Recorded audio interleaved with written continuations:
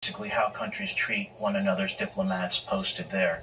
But more than that, it really is an appalling human story. These individuals who are Americans serving abroad, representing the United States abroad, were subjected to this attack that they didn't even know was happening to them.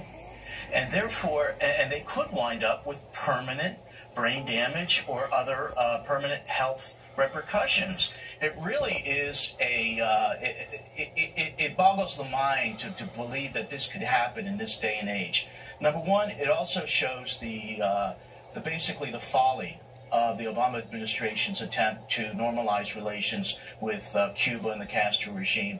And number two, it really does demand a very strong policy response from the United States. Yeah, I mean, you've got this one hand opening to Cuba, and then they're slapping our hand, David, with these assaults on American diplomats. It's something out of a spy novel, but it's actually happened to these poor people.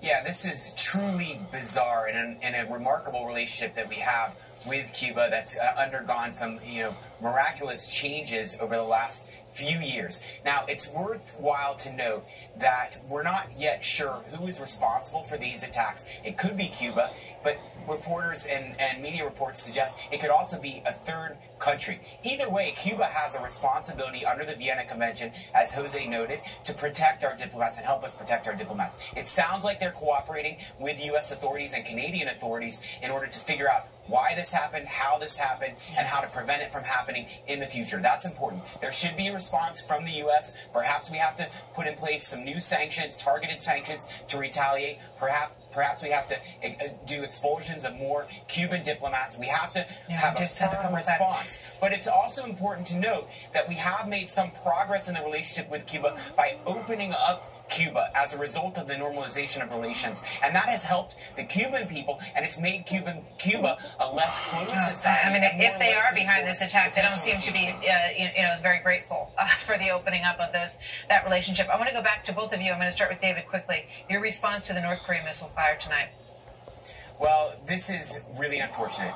Things had seemed to die down a little bit, quiet a little bit, but North Korea said that they might have a response to the new sanctions that were put in place this week in order to punish the companies that are helping support the financial sector in North Korea. Perhaps this is their response. There was a great report from Trace. He noted that these are short-range missiles, and that sounds like they have failed. So it was a pretty poor, weak response by North Korea, but certainly a provocation, and we have to see what the U.S. is going to do next. Certainly we need to push back again with strong language, and of course warning North Korea that all options are on the table, including military options. No, I mean, this is clearly a further provocation, Jose, and we watched the Secretary of State in a somewhat hopeful, measured discussion the other day say we're heartened to some extent that it will actually, let's take a look at it. Let's watch it. I am pleased to see that the regime in Pyongyang has certainly demonstrated some level of restraint that we've not seen in the past. We hope that this is the beginning of this signal that we've been looking for. Jose, your thoughts? Well, I don't think it is, unfortunately.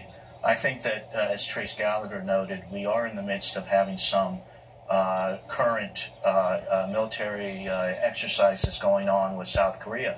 I think we need that, and we need a lot more between us and our allies in the region, Japan, South Korea, in making that very strong demonstration of our commitment. And we also need to turn the heat up on China.